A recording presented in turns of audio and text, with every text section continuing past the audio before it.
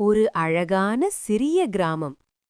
மலைகள் சூழ்ந்த அந்த கிராமத்தில் மாலை நேரம் வந்தாலே பறவைகள் வீடு திரும்பும், குழந்தைகள் சிரிப்பால் காற்றே இனிமையாகும். அந்த கிராமத்தில் டிமோ என்ற ஒரு நல்ல மனம் கொண்ட சிறுவன் வாழ்ந்து வந்தான். ஒவ்வொரு இரவும் கிராமம் முழுவதும் விளக்குகள் ஒளிரும்.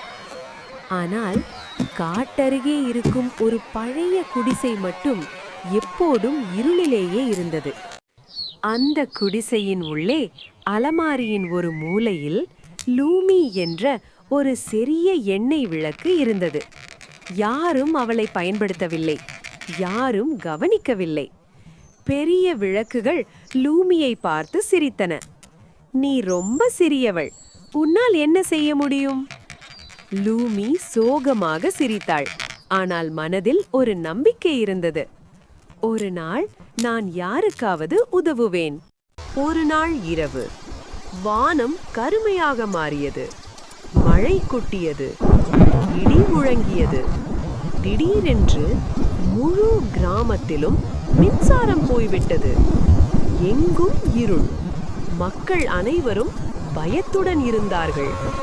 அப்போது டிமோ நினைத்தான், பாட்டியின் பழைய குடிசையில் ஏதாவது விளக்கு இருக்கலாம்.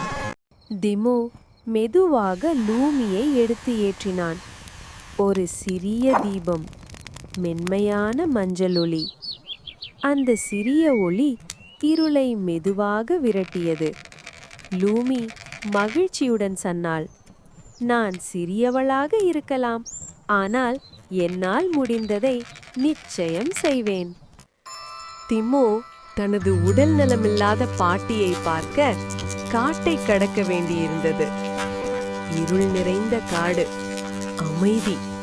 அப்போது ஒரு நிழல் தோன்றியது.